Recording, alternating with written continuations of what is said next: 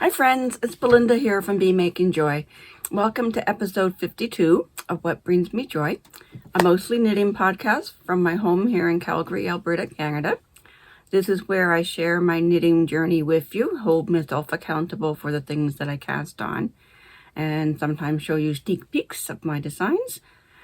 In this episode, I don't have any finished objects, but I do have 3 projects that have reached significant milestones to show you.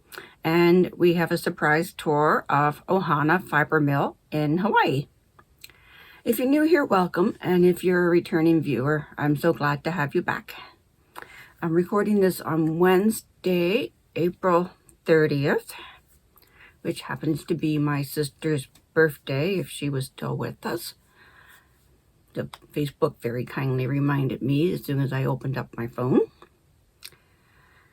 Anyway, first of all, I want to tell you about a sale that I'm running in my shop for this week only. And I'll tell you all about a new pattern that I just published. So the sale is to celebrate that it's been 4 years since I sold my first pattern. And also to share the aloha that I've experienced in my recent trip to Hawaii. So it will be a automatic 15% off all your orders, no coupon required, and it ends at midnight Mountain Time on May 5th. 1, 2, 3, 4, 5. Yes, Monday, May 5th. And yeah, and the latest pattern that I just released this week is my glow knee-high socks. In these, I will insert a picture of myself and my daughter wearing ours. These are designed to really show off that one special skein of sock yarn. And thus the foot is done in a complementary solid color so that you can then do the legs of the socks. I do mine 2 at a time on a long circular needle so that you can use all of that special skein of yarn. It goes up above the knee and then it's topped with its cuff. The cuff does have eyelets in it, so you can feed a ribbon through it if that's your style, or if you need the little extra help to keep it staying up. My daughter, myself, and my tester didn't have any trouble with the fit, though. It's in 2x2 rib, so it's a little forgiving for the fit. And there are increases up the back of the calf, so I give you some instructions for how to increase a little more if you have a more muscular calf. Of course, a wider leg is going to mean that you're not going to get as long with the beautiful color, but you can adjust the length of the cuff to accommodate. It's written for 3 adult sizes, 8, 9, and 10-inch foot circumferences. I used a 2.25 millimeter needles to get a gauge of 8 stitches per inch. So your yarn requirements is 100 gram skein of your special color plus less than a full skein of the solid color.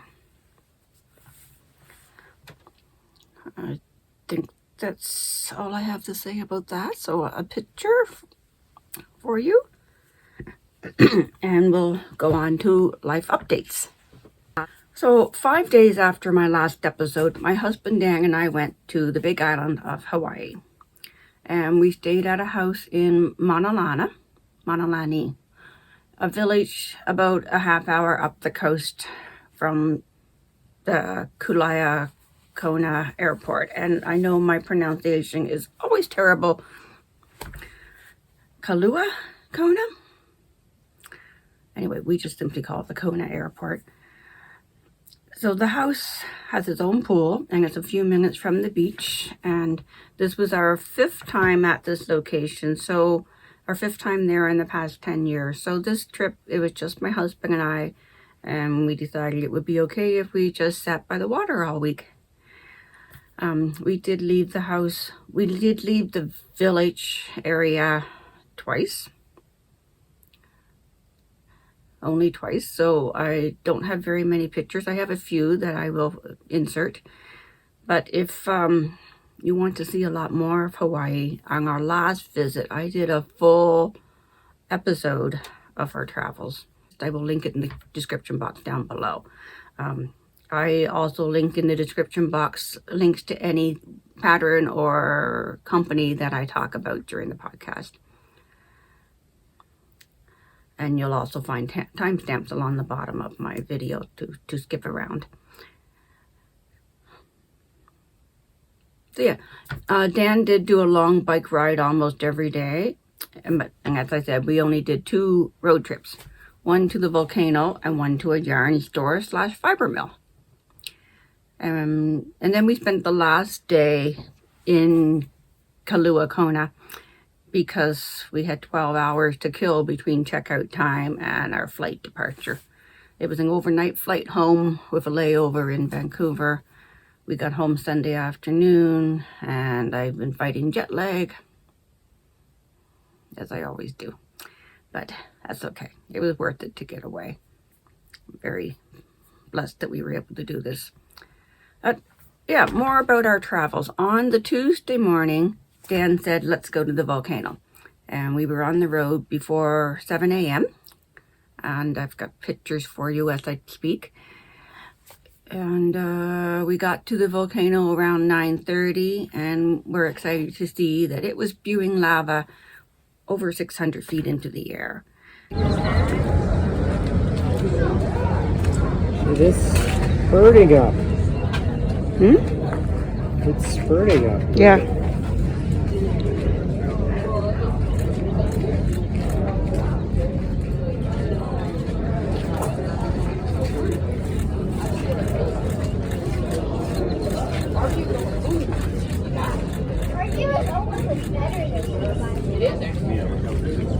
It had started spewing during the night. Kailua Volcano has been erupting since December of this year in episodes. So it will go for a day or two and then stop for a while and start up again. So this was episode 18. It had just started around 3:30 in the night. So we were so lucky to have been chosen that day to go. And of course, everyone in the know was already there searching for parking spots. So we managed to grab one right away as somebody was leaving, and decided to leave the car there and hike around the crater rim from lookout point to lookout point.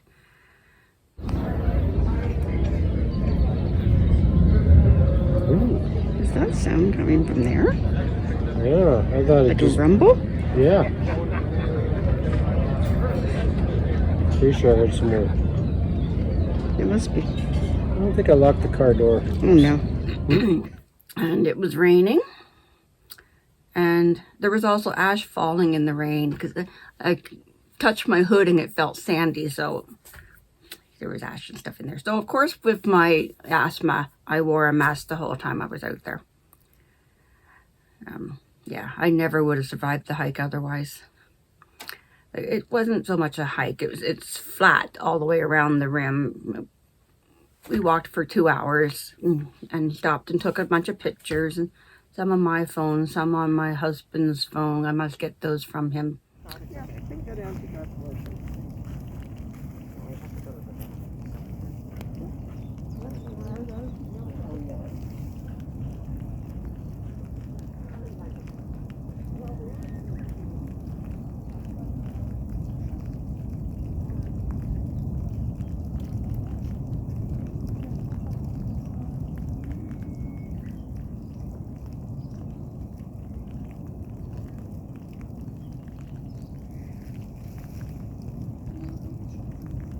I can't hold still.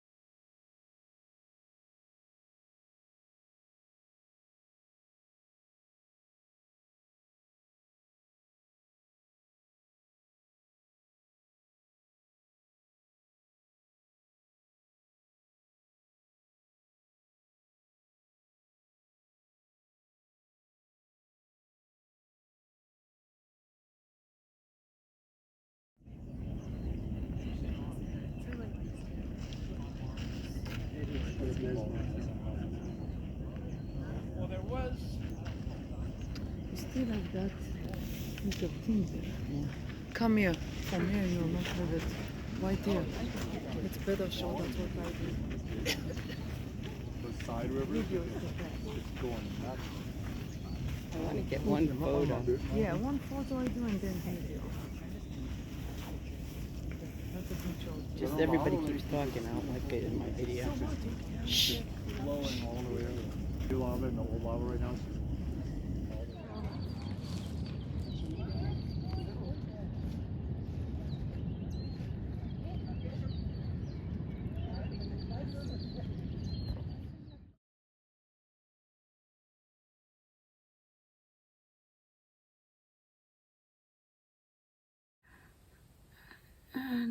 And then we came back and had lunch at the Volcano House restaurant. And we had a lovely view of the eruption from there, except there were always people in front of us.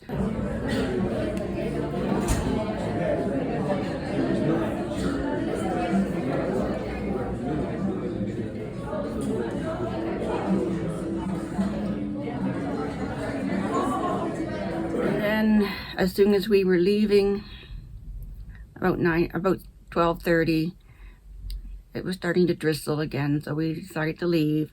And Dan said, it looks like the volcano was dying down. And sure enough, after I got home, I Googled and learned that it had started at 3:30 that morning, and it had stopped at about 1:30. So shortly after we left. So our timing was just so perfect. And then later in the week, I was scrolling around on the Apple Map app to see if anything was new around us. And then I just searched yarn near me for kicks, because it's like I usually do on our travels. I usually search out a yarn store. I wasn't expecting to find one in Hawaii, but surprise, there is. There's Passion Quilt in Kona itself. It also stocks yarn. And there is a fiber mill on the Big Island. It's called Ohana Fiber Mills. And I think a lot of people know Ohana means family in Hawaiian. And so I will link their website below. It was an hour drive away from our house. And it's on the northwest side of the island near the famous Waiupio lookout, where you can look down into the valley of the area that is a restricted area. You're not allowed to go down into this valley anymore. But it's a beautiful view from there down into it. So it's really close to there. So off we went on Friday. That was Friday. And it was lovely to meet the owners, Alicia and Chris. I hope I'm pronouncing that properly, Alicia. And they're the owners, and it was fun to see the mill equipment that has traveled all the way around the world. He said he bought it from Australia, but it was manufactured in Belfast, PEI. And he gave us a tour, a rundown of the production process. So that was a fun surprise. Thank you so much. He allowed me to film it, so I will show it to you. I'm excited to show it to you now, but first I want to read you their story that's on the label of their yarn.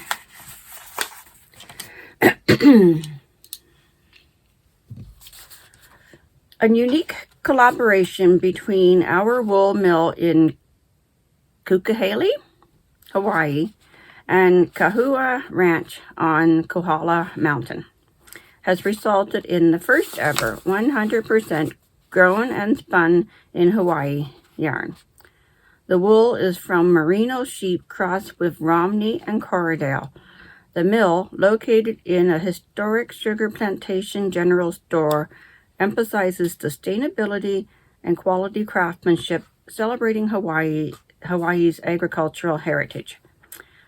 This partnership aims to provide a local product that reflects the spirit and resilience of the Hawaiian Islands while supporting community and environment. And there's their logo. Established in 2024, so very newly established. I think he said October they started production.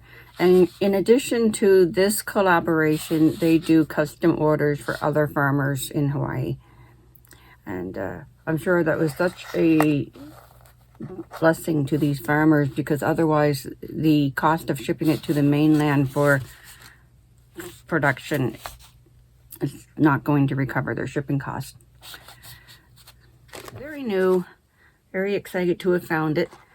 I've never worked with a Merino Romney Coverdale crossbreed before. This is a worsted weight yarn. It's probably going to become a hat. I'll jump into the acquisition section after we watch the video. In bales from the Cowboy Ranch. And you can kind of see a bale back here is almost empty. You can see the kind of the cream colored mesh bag. That's all raw fiber in there. And so I do all the dirty work in the back. I do the skirting, the wash, the dye, all the drying. So all that stuff that kind of creates a lot of debris, and you know, all the lanolin, all the stuff is kind of yuck. You know, leave it back there. Try not to bring it into the main part of the building. So once the fiber comes in here, it's clean, it's ready to be processed. It'll be cleaned and dyed, or natural color. This is the real first workstation here. And this is what's called a picker. So the picking is going to be something that opens the fiber up and gets it prepared to be carded. So if it's been washed, a lot of times the fiber will kind of bond back to itself a little bit. You know, it kind of starts to felt just a tiny bit. Yeah. Or there will be like natural dreadlocks already, you know, built into the fiber, so they kind of get a little bit bound up. So this machine actually takes and opens up all of that fiber that's been kind of bound together. So this separates all those individual fibers from each other. So it doesn't do anything for lining it up. It's just opening up the fiber and fluffing it up and getting it prepared to card. Okay. So we've got a scale here so that if we're going to do a blend, so if we're running alpaca and we want to blend it with like a merino or something along those lines, a lot of times we'll do a 65-35 blend with our alpaca and merino. Gives the yarn a little bit more stability as a worn garment. But we do it based on weight. So we've got a scale here, we're going to weigh out the fiber, and we're going to put it on in increments here. So it's going to run into this belt feeder, and then you can see this drum. This guy's turning at probably a couple thousand RPMs. You can see that guy just sits there and spins really fast. And these intake rollers hold onto the fiber as it's being picked and then slowly release it so that it can actually go through the process. So it shoots into this room here. Oh, and wow. I've got a ventilation system in here so it collects any of the airborne dust particles that get Yeah, I can released. see it all in the vent up there. Yep, and that continually has got to get cleaned out. So then we just open this door up and we'll pull the fiber out and we basically just rake it. It's like a big cloud at that point. So this is an example of picked fiber. So this stuff has gone through the picking process, and you can see it doesn't have, like, the dreadlocks aren't bound together anymore, right? So then everything's opened up. I mean, it's still kind of sorted together, but it's really loosened up. So then this picked fiber now is ready to go onto the card. So this guy is the carder. It's gonna run anywhere from a couple of ounces per feed rate all the way up to about 10 to 12 ounces per feed rate, depending on the fiber that we're running. We also have speed controls, so the less cooperative the fiber is, as in like alpaca and exotics, we've got to run really slow. Super slow. Otherwise, they want to become airborne and they go out and stick to stuff. It creates more static. Part of that's how the fiber is made, off the animal. It's alpaca is a pretty straight fiber. It doesn't have a lot of curl and crimp to it, so it tends to want to just fly everywhere. So when we're running a specific feed, let's say for instance if we're doing an alpaca merino blend, a lot of times she'll run about 2 ounces, and she'll weigh that out, 2 ounces, and she'll put that 2 ounces between these two blue lines, so that's 1 feed rate. So then she's going to spread that all out in that area and have this running, and as the next feed rate comes up, she'll add another 2 ounces, put that on. Point is, if you have consistent feed going into the machine, then you have consistent roving coming out. So if you change your feed rate, your roving is going to get fatter, smaller, bigger, smaller. You don't want that because the machines don't know how much fiber is going through. It's all based on what you set it up for. So the more consistent your feed rate is here, the more consistent your feed rate is into the spinning frames. So as you come through here, there's 4 sets of workers and strippers that pull the fiber off of the big Swift. They're lining up the fibers. The whole point of this machine is to make the fibers parallel.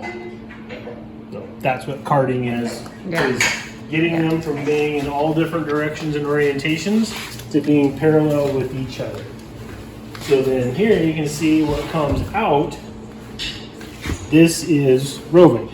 So this is the tail end of a run, so it's not a full stream. This would be considered a full 2 ounce feed stream. So this is a handleable fiber stream. Yeah. Like we're not gonna pull on spin it that or from anything, but we can handle this. When it comes off of here, you can see how light and separated out that is. Of course, this is the tail end of the feed, so it's not very thick. But like you can't handle. Oh, I see. There's still stuff in there. Yeah, you can't. This is just the very tail end, so there's not much on there. But even so, if there was more, you still can't handle this. You can't, manipulate this and move it around. So it comes into here, and it gets a false twist. So it twists horizontally. So it's being twisted this way. Right, so this guy spins and twists that roving stream, so it creates more stability in the actual roving. So what she'll do, she'll run in like 100 yards into one of these cans, swap it out for a new one, and then fill each can up with the same length of yardage. So then from this point, we're going to bring these cans over to the draw frame. And so we'll have a couple of them set up here. We'll have 2 of those cans feeding into one head of the draw frame. So it's going to take and blend 2 fiber streams into one, which reduces inconsistencies. Okay. So if you take 2 of the same thing and you blend them together, the minor inconsistencies that each one had is now reduced by 50%. So all the inconsistencies in hue mirror we had on there is now being reduced by half. So it comes into here, gets blended 2 streams into one, and it also gets drafted. Are you familiar with that term, Yes. drafting? Yes. So it gets drafted 3.4 times precisely. It's gear ratio, so we know exactly what that is. So we can put 100 yards in here, 340 come out. Okay, that's cool. So once it leaves here, now it's a drafted roving stream. So these cans get filled up with set amounts so that we know how much is going to go onto our bobbins on either one of the 12-head spin frames.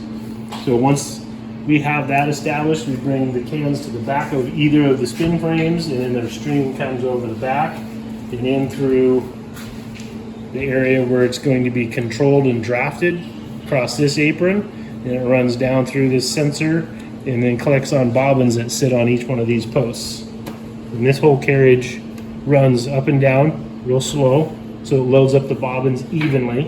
This is what it looks like when it comes off. So that is a single of an alpaca merino blend. And then from there, we'll either take and we'll ply our singles to make either a 2-ply yarn or a 3-ply yarn, whatever it is we're making for that project or customer or for us, whatever. And then the ply bar is up on the top of that one, and that machine will either spin singles or we can set it all up for ply. And then when you ply, you spin it in the opposite direction that you spun the singles, so it helps lock that fiber in. And from there, now you got a completed yarn. So whether it's 2-ply or 3-ply, and then we can run through the far machine over there is a steam chamber that we can steam 4 lengths of yarn at a time, and that'll help lock that twist in even further, and it also allows the fiber to bloom a little bit and then relaxes all of that twist. So it doesn't want to continue to like unwind, it kind of just lets it all relax in that twisted state. And then from there we can go on the skein winder or onto a cone winder, depending on how we want to have it on the shelf. You know, weavers, a lot of times they want it on cones. Yeah. Where knitters want it on skeins. Yeah. And then, yeah, then we package from there and put it on the wall or bring it to the yarn store to wholesale it. Cool. Thank you. Yeah. Again, thank you, Chris and Alicia. Now, I'm going to jump around the order that I usually do my episodes in, and I'm going to jump ahead to the acquisition section because it feels like a natural segue into the things I brought back from Hawaii. So, the yarn from Ohana Fiber Mills, there's no color name on the label, but there was a few choices, and I felt this one best represented Hawaii to me. It reminded me of the flowers in the backyard of the house we were staying. But I didn't take any pictures. And I think these will become hat and mittens, perhaps someday. We'll see. And then, on our last day, as we were killing time waiting to go to the airport, we first stop by hitting Kona was Quilt Passions. Quilt Passions, of course, has fabrics, and then they have a yarn section. So they stock Ohana yarns, but they also bring in commercial yarns from other places from the mainland. And so what I bought was from Cascade Yarns. It's labeled, it's Noble Cotton Tie-Dye. And I didn't really read the details. It's 100% mercerized long staple cotton, and of course this color reminded me of the lace. So I'm imagining a t-shirt. I pair it with the grass. So also Noble Cotton. Is there a color name? No, just a color number 27. And this one was color number 714. So Cascade Yarns, Noble Cotton, Flowers and Grass, I think. I imagine this will become a t-shirt at some point. And then because Saturday when I was there happened to be Local Yarn Store Day, LYS Day, which is a big thing, at least in North America. If you're elsewhere, I'd love to know whether you celebrated elsewhere as well. Local Yarn Store Day is the last Saturday of every April, and the yarn stores usually have some kind of a promotion or party celebration. So they did have a discount, plus they were giving out a grab bag with each purchase. So the grab bag, let's look at what it contained. It had some chocolate in it, the mini chocolate bars, which I already ate. And then we've got a tattoo of their store name. Not sure which way it goes because of course, oh, there it is. It's backwards to me, but it's upright in the photo because it would have to transfer backwards, right? As a tattoo. And we have a nail file, again with their name on it. Always very useful to have in your Knitting Notions bag. We have a giant paper clip. We have a coupon from the store that was just next door, Fish Hopper, which we didn't use. It was a free appetizer with a purchase of an entree. And it started raining later in the day, so we just didn't get back there. And then this thing is pretty cool. It's all folded up. It's quilted. And there's the inside. So what is this? I think it's a sewing kit, a needle minder. You would, this piece is a felt, so you could feed the needle through it, tuck your threads back in. It would be a good place for your embroidery threads, I think. So I'll give it to one of my daughters. I think they're all, 3 of them are into embroidery. So we'll see. We'll see where that ends up. And yeah, I think that's it. We did open it in the living room and the bag itself disappeared. So I don't know what else might have disappeared, but I think that was it. Lovely little surprise. So that's my acquisitions for this episode. Now let's talk about my works in progress. So since the last episode, I cast on socks for the plane. So I got one finished.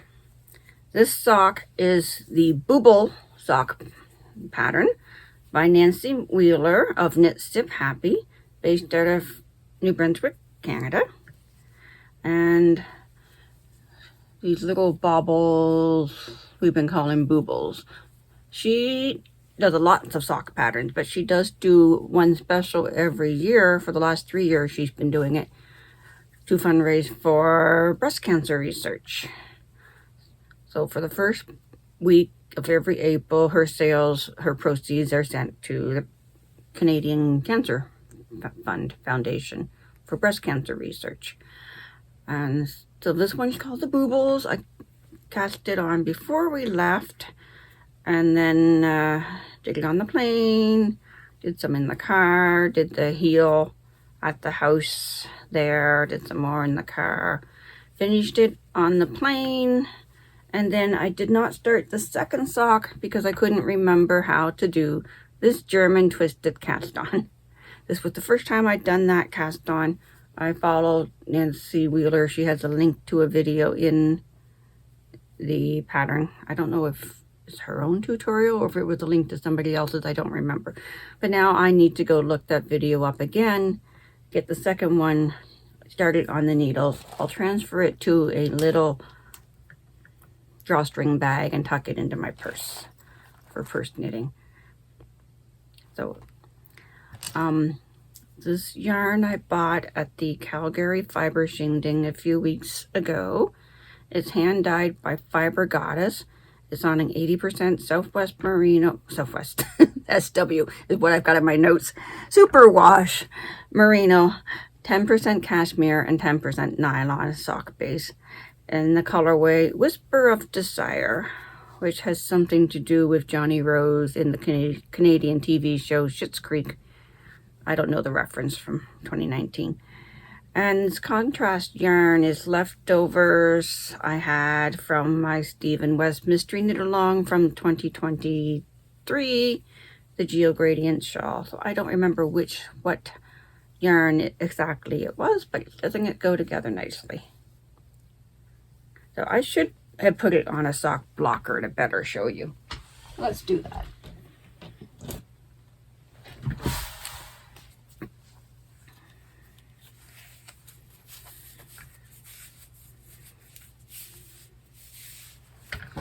There we go. Now you can see that much better.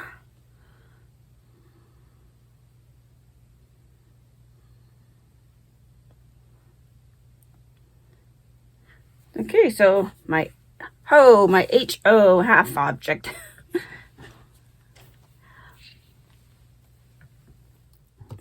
The second project that came with me on our trip was the GoGoDynamo Shawl pattern by Stephen West out of Amsterdam. This was his mystery knit along for 2024. And if you're not familiar or don't remember, his mystery knit alongs are released in 4 sections over each week of October. And in October, as we were traveling, I did clues 1 and 2. And then after we came home, it got tucked away. So I thought traveling again is the perfect time to bring it back out and do clue 3. And I thought with these colors, it's perfect for sunsets in Hawaii. So it was such a joy to sit and work on this on the beach. So clue 1 was these half circles. Clue 2 was this brioche big, I don't know what they call those bobble sections. And then clue 3 was these triangles. So they were done back and forth short rows to bind off that whole long edge. So I've got just a little bit more to do. Maybe 3 or 4 more repeats. I think it's 3 more repeats, which I will probably finish today while we're editing and downloading and uploading this video. It all takes a while waiting for the internet, so I'll sit here and do that. And then when that clue 3 is done, this project will get tucked away for a while again.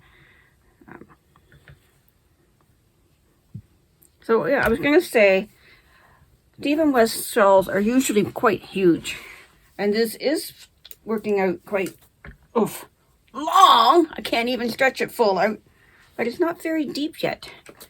And I know at the time I was looking at pictures and I've seen the finished project. But right now I can't remember what comes next. I think it goes this way actually. I think this edge stitches are picked up and something is worked upwards. Probably along with them decreasing to make it more shawl shaped. I don't remember, and I'm not going to look. I'm going to save it as a surprise for me for next time I pick it back up. What is clue 4?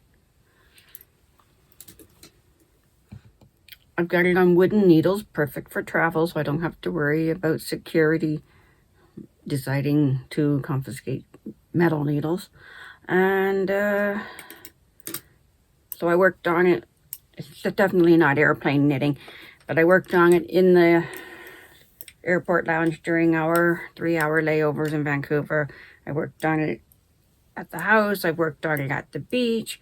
I worked on it more back here after we got home while I was fighting jet lag, because of course by that time I had those triangles very well memorized. I could do it zombie-like. This yarn is from Green Gable Alpacas in PEI. The colors are Sailor's Delight and Cascade is the blue. And these fibers are 70% extra fine merino, 20% royal alpaca, and 10% mulberry silk. So it is very, very soft. They call the base dory sock. Well, looking forward to finishing it, but not in a big rush. Now the last project that I took with me, I packed in my suitcase my design work. This is the cardigan that I am designing to remember my sister by. The pattern is now fully written and ready for my tech editor. I am a little worried about my tech editor. She hasn't returned my email.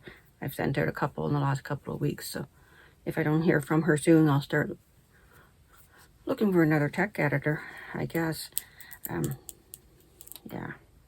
But it's written and ready, and my sample is getting very close to finishing.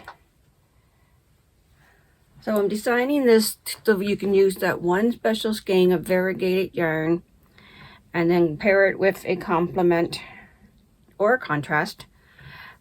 And if you're unsure of how that skein is going to look knitted up, it's written so that you can knit the yoke first, and then after you've seen which colors are most dominant in your variegated, then go to the store and choose your contrast. That's what I did. And yeah, and I told you last episode that the design has upside down hearts in the yoke, because of course when you've lost someone, your heart's turned upside down. And since the last episode, I've done the hem on the bottom, and I want to thank the ladies at the Thursday afternoon Yarnies group at our local yarn store, Ancient Arts Yarns. The ladies there, we talked about what kind of a stitch to use for the hemline and the button band. And thanks to their input, I settled on a broken rib. So I can't wait to get it blocked and all laid out flat. I've laid it out on the counter and pressed it all into shape, and I've got some pictures. So I'll put a picture in for you of how it's coming along. So it's knit top down and the hem, and then picked up the button bands, both button bands done, and then the collar. I've got short rows in the collar. And then I've started on the sleeve. And there's decreases in the sleeve. It will taper down. I am loving it. I am loving it. So, yeah. So I'm very confident in the pattern, but nonetheless, I always finish my own sample first before I start my test knit. So by next episode, I think I will be calling for test knitters. So you can follow me on Facebook, Instagram, here, to find out when I'm ready for test knitters. I conduct my test on yarnpond.com. So you can sign up for those emails.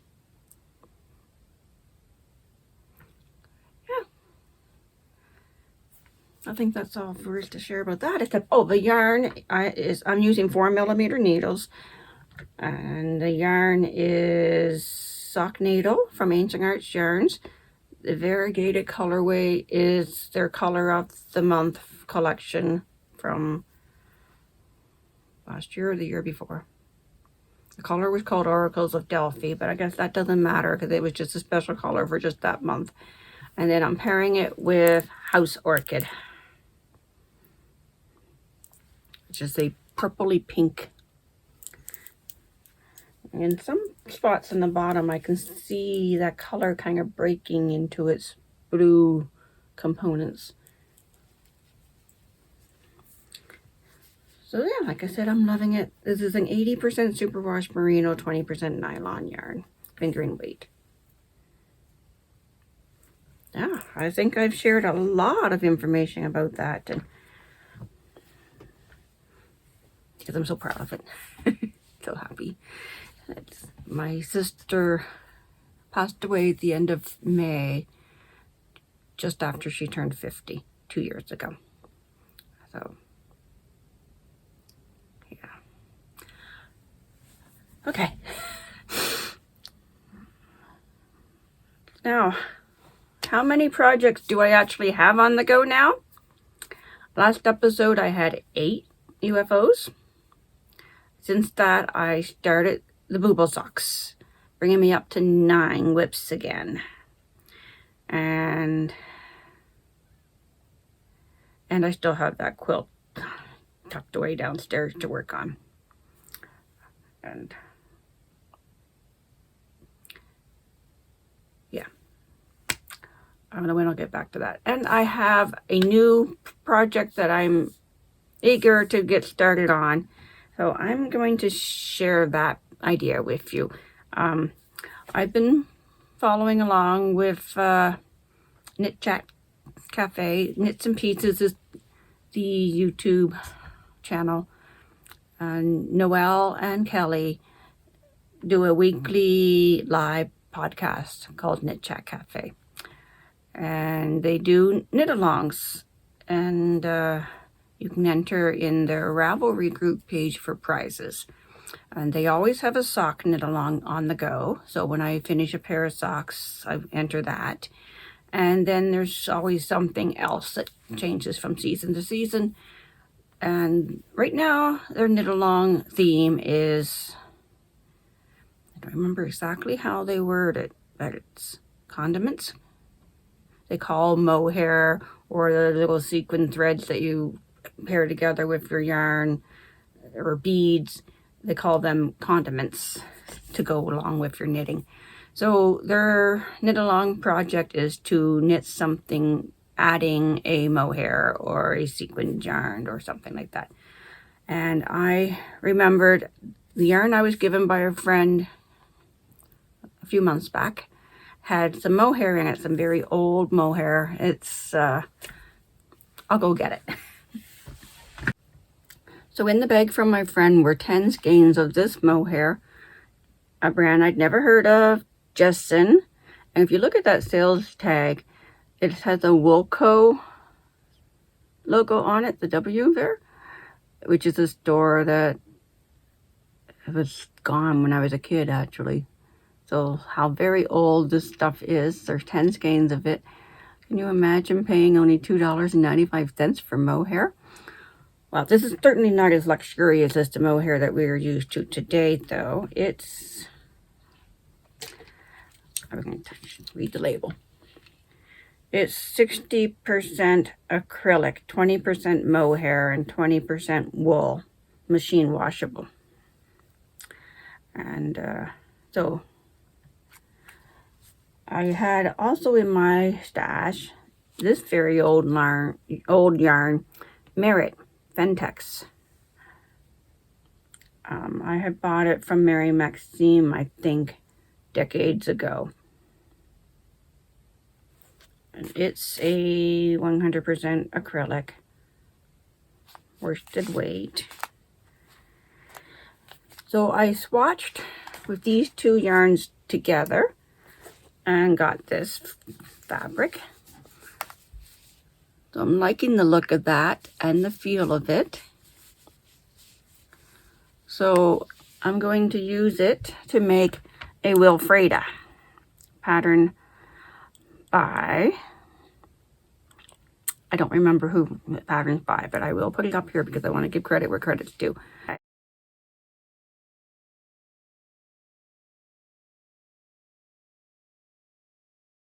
I'll show you a picture of the pattern.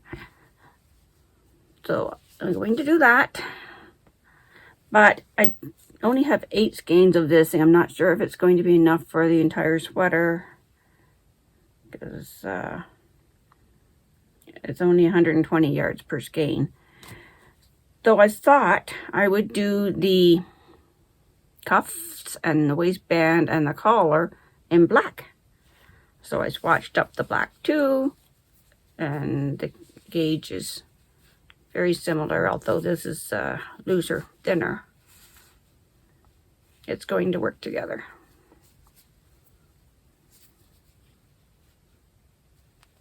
So that will become a Wilfreda, but I will finish something else before I cast it on. I think I will try to finish something else before I cast it on. I need to finish my Tracy cardigan.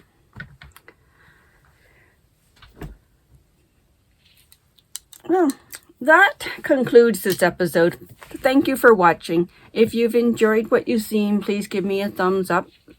And please tell me in the comments below what has been bringing you joy this week. So happy knitting, happy crocheting, happy embroidering, happy whatever it is that you like to do. Go make some joy.